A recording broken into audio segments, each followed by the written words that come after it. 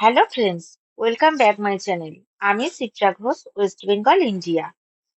আজকে আমি আলোচনা করব ডিজিটাইজেশন আর ডিজিটালাইজেশন, এই দুটো বিষয় নিয়ে।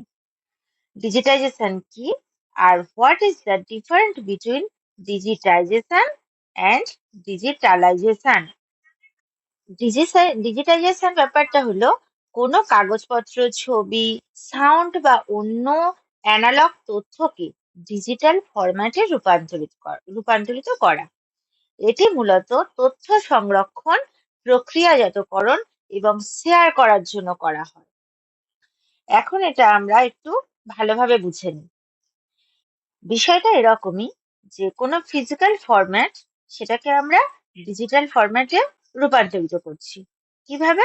ধরা যাক আমাদের যে কোনো কাগজপত্র, যে কোনো তথ্য, সেটাকে আমরা কি করলাম, সেই ডকুমেন্টগুলোকে আমরা পিডিএফ এর থ্রুতে বা স্ক্যানিং করে বা ফটোগ্রাফির মাধ্যমে সেটার আমরা একটা ডিজিটাল রূপ দিলাম। সেটা ভিডিও ফরম্যাটে হতে পারে, আমরা ভিডিও ক্যাসেট বানিয়ে নিতে পারি, অডিওকে আমরা অডিও ক্যাসেটে কনভার্ট করে নিতে পারি, এই রকমই। বা ধরা যাক আমাদের কাছে কোনো রসিদ আছে, আমি সেটাকে একটা ছবি তুলে নিলাম, নিলে কি হলো, সেটা ডিজিটাল ফরম্যাটে ট্রান্সফার হয়ে গেল।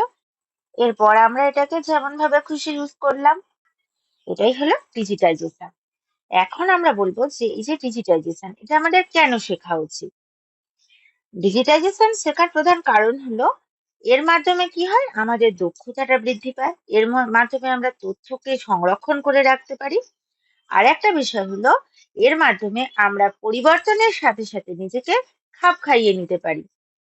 ডিজিটাল টুল আর এই ডিজিটাল প্রক্রিয়াজাত ব্যবহার করে আমরা কি করি, আমরা আরো দ্রুত আর সহজভাবে কাজটা করতে পারি।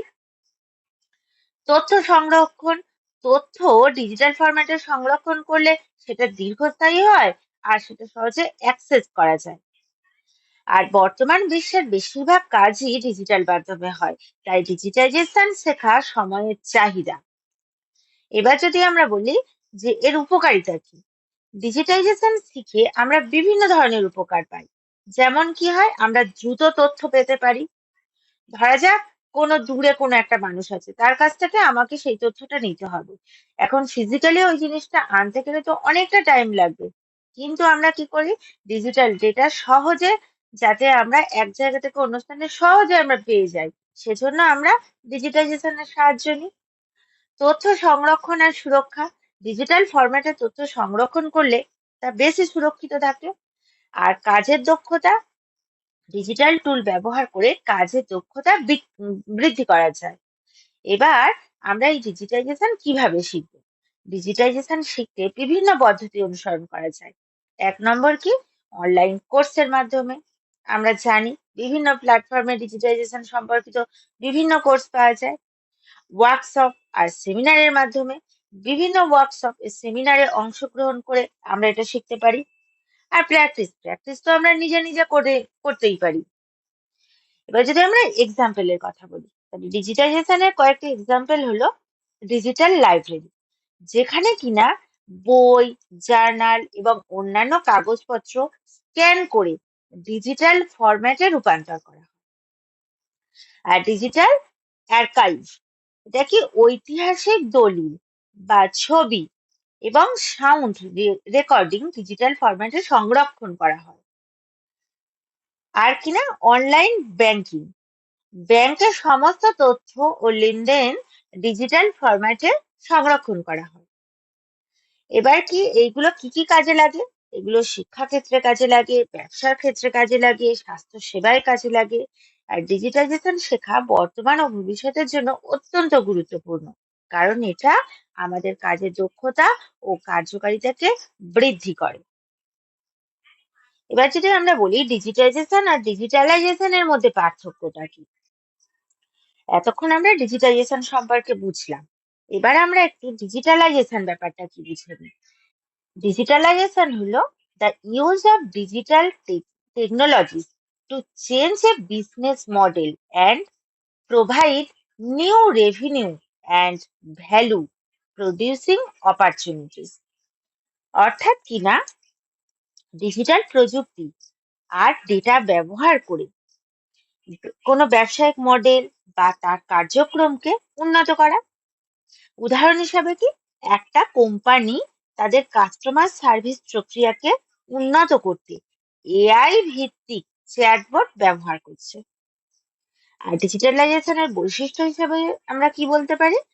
এটা হলো প্রক্রিয়া এবং কার্যক্রমের উন্নতি করা, ব্যবসায়িক মডেল আর অপারেশনাল এই কার্যক্রম ডিজিটাল প্রযুক্তির অন্তর্ভুক্তি।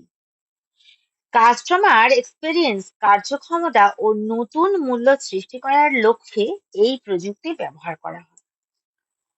এবার আমরা এই যে ডিজিটাইজেশন আর ডিজিটালাইজেশনের এর পার্থক্যগুলো একটু বুঝে নিই।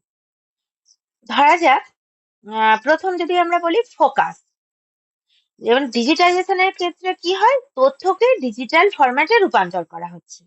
সেখানে ডিজিটালাইজেশন ব্যাপারটা কি, ডিজিটাল প্রযুক্তি ব্যবহার করে প্রক্রিয়া ও ব্যবসায়িক মডেলকে উন্নত করা হচ্ছে। এবার বলছে কার্যক্রম। ডিজিটাইজেশনের ক্ষেত্রে কি হয়, কাগজপত্র স্ক্যান করা, অডিও ভিডিও রেকর্ডিংকে ডিজিটাল ফরম্যাটে রূপান্তর করা। সেদিকে ডিজিটালাইজেশন কি, online marketing, digital customer support, স্বয়ংক্রিয় প্রক্রিয়া। এবার এদের উদ্দেশ্যের মধ্যে কি পার্থক্য আছে? ডিজিটাইজেশনের উদ্দেশ্য কি, কাগজের ব্যবহার কমানো আর তথ্য সংরক্ষণ সহজ করা। সেখানে ডিজিটালাইজেশনের উদ্দেশ্য কি, ব্যবসার কার্যক্ষমতা বৃদ্ধি আর কাস্টমার সেবার মান উন্নত করা এবং নতুন ব্যবসায়িক মডেল তৈরি করা। এবার উদাহরণের দিক থেকে দুটোর মধ্যে কি পার্থক্য?